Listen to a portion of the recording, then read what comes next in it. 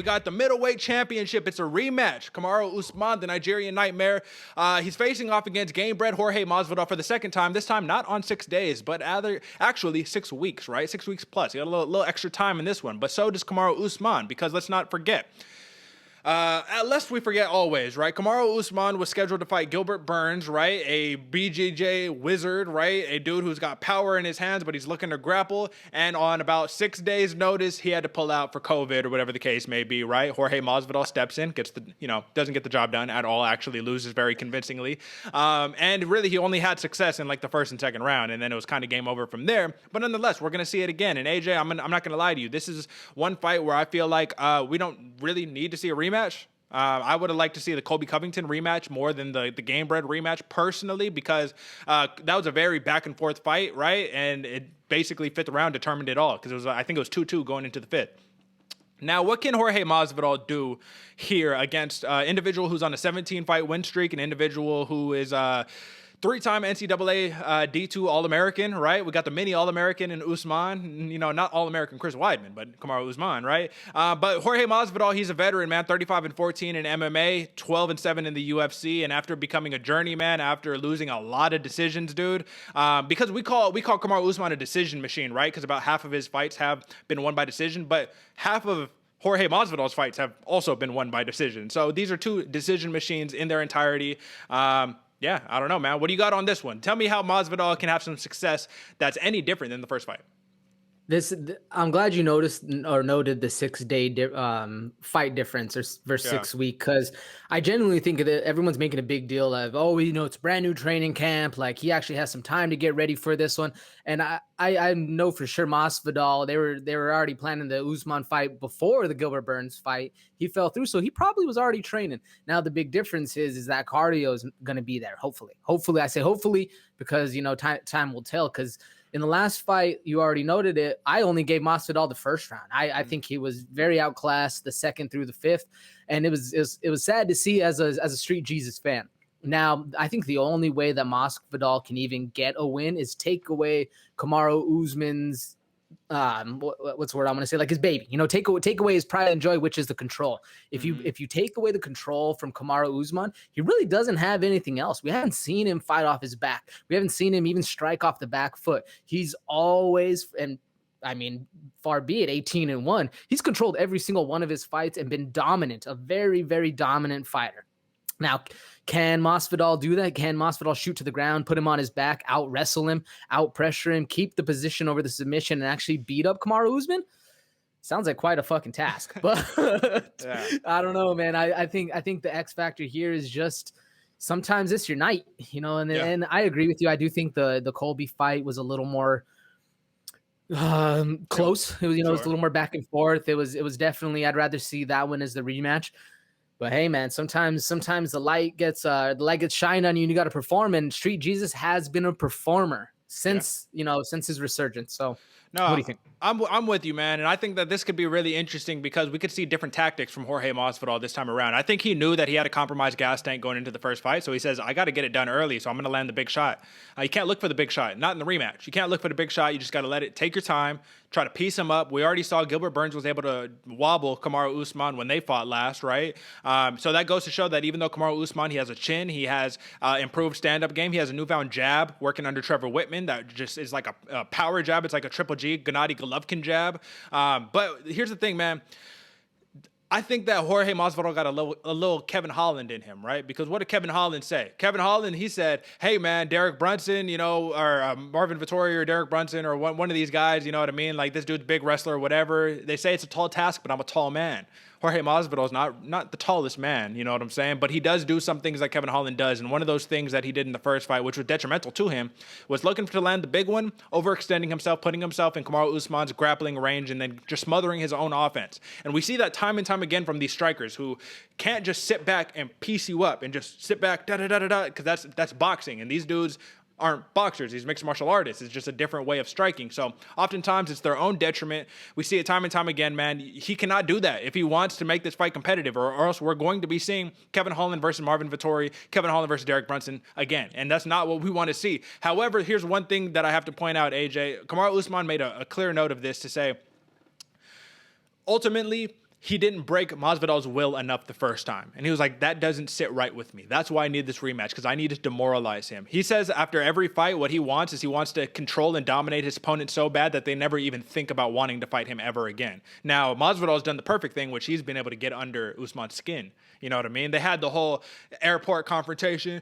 Do something then. Do something then. It's like, come on, bro. Y'all are pro. Don't do that. Don't do that. You sound like the homies on a street corner, bro. Come on. Do something then. But listen, Street Jesus, he's got a way to get under people's skin. He's got the gift of the gab. He's just a cool guy. You know, he just seems like a guy you'd maybe want to kick it with, one of the homies or whatever, right? And he's a gangster, bro. This dude came up street fighting. He's not scared of any task at hand. And to believe in himself enough to take that fight on 6 days' notice is pretty impressive. Now, the number one thing here that's going to make the difference, AJ, is that Jorge Masvidal actually has a very impressive takedown defense. Very impressive takedown defense. Why? Because he's an ACT wrestler, right? Because he trains with Yoel Romero all the fucking time. And who wants to wrestle Yoel Romero? So did you notice that it wasn't until the third round that Kamaru Usman truly had success taking Masvidal down? However, isn't it just as bad not being taken down but being smashed up against the cage and just getting your foot stomped, you know, trying to play footsies with them all day long? So this is what it comes down to, AJ. This is my theory for this fight. If Masvidal can control the center of the cage and he can, you know, be patient, take your time, and just try to outstrike Kamaru Usman and wait for him to try to just lunge in crazy to grab you or do something, Masvidal could win this fight. Now, I tried to convince myself, clearly, how can Masvidal win? Is he going to win? He has a speed advantage. He has a timing advantage. But I think the thing we forget about Kamaru Usman, and I did it last time, and I will not be making this mistake again, is this dude knows how to win, man. He knows how to squeak out these wins. This dude says, take what from who? Take what from who, bro? You're not taking this from me. That's personal. I posted the clip after he beat Gilbert Burns. Dude was all like, he said he saw what I had and he was going to take it. He's like, how do y'all expect me not to make this personal? Come on. So outside of that, a couple little things that we just talked about, the timing, right? The being able to stuff the takedowns. Who wins this fight, AJ? This one's another hard one there. This whole card is packed with hard decisions, and that just means it's going to be even a better night for all of us to watch. Yep. Personally, I think Masvidal goes about it like you're saying, maintains distance, plays that patient game, frustrates Usman, gets under his skin, squeaks out a decision win. I mean, I don't get me wrong, I've underestimated, you know this, even before we started the show, man, I've always underestimated Kamaru Usman. Like always, like literally always. And it's hard to say, man, because he can win this fight 100%. It's the cards are well stacked in Usman's favor. I think Masvidal needs to come out heavy, put Usman on his back, and make it a grinder of a fight, man. It's gonna be a hard way. It's gonna be a hard way either way, however it goes. But I got Masvidal by decision. Who you got? I'm going to go Usman decision, man. I think that he knows, like, listen, there's just too many paths of victory for Kamaru Usman unless he does the thing that is a detriment to every champion's career and you fall in love with your hands and you forgot what gets you to the dance. You need to do what gets you to the dance. That's how you become a GSP type figure, right?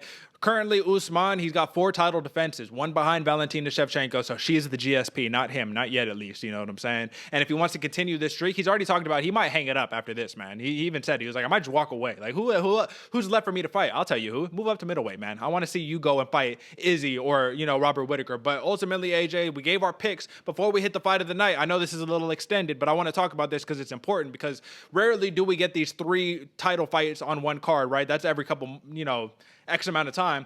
Tell me what happens with the dominating Kamaru Usman wins, and then let's talk about what happens with Jorge Masvidal upset, because I'll tell you this much, man. You want to end Street Jesus? You want to get rid of Game Bread? You dominate him 50-44 once again, and there is no more. He can't do any more of the talking. There is no big fights for him anymore. I really enjoy him as a fan, but part of his whole thing is, I'm this tough dude who I can come in, I can beat anybody. It's kind of like the Nick Diaz, right? Or the Nate Diaz, where he's just like, it doesn't matter. I'll lose 5 fights in a row and still, I'll whoop your ass. You know, you little bitch, like that type shit, right? So what happens if Usman just dominates him 50-44?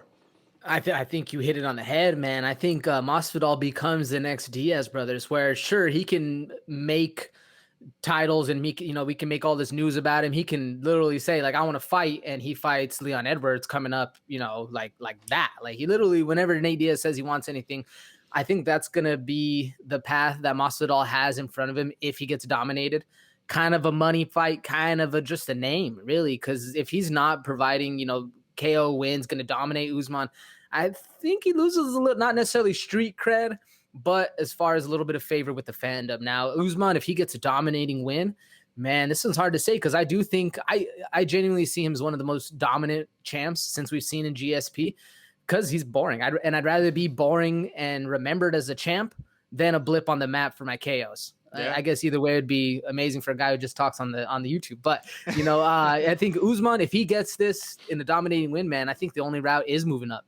He has to be a double champ. That's the next goal. Yeah, I agree. And let's talk about the comeback before we get out of here, man. Jorge Masvidal, he springs an upset. He becomes only the second individual to ever beat Kamaru Usman if he gets it done. I find it hard to believe how he's not the biggest thing in the world. He's the next Conor McGregor, kind of, you know what I mean? He's already got all this hype. Fastest knockout in UFC history, 5 seconds. But it looks a little, that didn't age well because Ben Askren just got knocked out by Jake Paul. So it's like, all right, what does that mean anyway? You need the guy who got beat up by a YouTuber. Like, oh, okay, right? Like I said, Ben Askren, he's tarnishing his legacy, you know what I mean. You know what I'm trying to say. So, yeah, is he not? Do you think it's even possible to become a Conor McGregor-esque level type figure at this point? And can Masvidal do it if he wins, especially by like a knockout? Maybe not to the level, because Conor McGregor had that meteoric rise where he was literally doing whatever the hell he wanted, whenever the hell he wanted, stealing old men's phones, slapping people. Like, dude, Conor McGregor was getting wild. Yeah. And I genuinely think he can get close. I don't know. Maybe even bigger just because the fans have come back, man. We have so much more attention now, but it's hard to get to that meteoric rise. But I do think Masvidal starts to get a little more like the Ronda Rousey route where he starts to go on, TV shows, gets a little more fame, a little more notoriety. Doesn't necessarily have to fight, kind of how Nate and Nick Diaz are. They just make waves. They just make waves with their name. That's generally where I see Masvidal going. Path, either winning or losing. He's just going to be a name fighter, but at least if he gets that dub and gets that very dominant win over Usman, then he can really talk some shit with that big name. I'll tell you, man, it'll be a hell of a way to cap off a career. A man who is 35-14 in his mixed martial arts career. He's been doing it forever. He's the BMF champ. He's the resurrection, right, of Game Bread. That would just be amazing. I think he would have to just hang it up after that, man. Don't even leverage it into anything. Just be like, I'm the welterweight champ. I just beat the dude who was the most dominant 170 champ outside of GSP. To a degree, not yet. Maybe he needs a couple more wins for that, but nonetheless, man, should be a great slate of fights. And I will just end. If you guys are feeling what AJ is talking about, Kamaru Usman is a -450 favorite, and Game Bread is a +350 underdog, man. So you're gonna win some money if Masvidal can get the job done.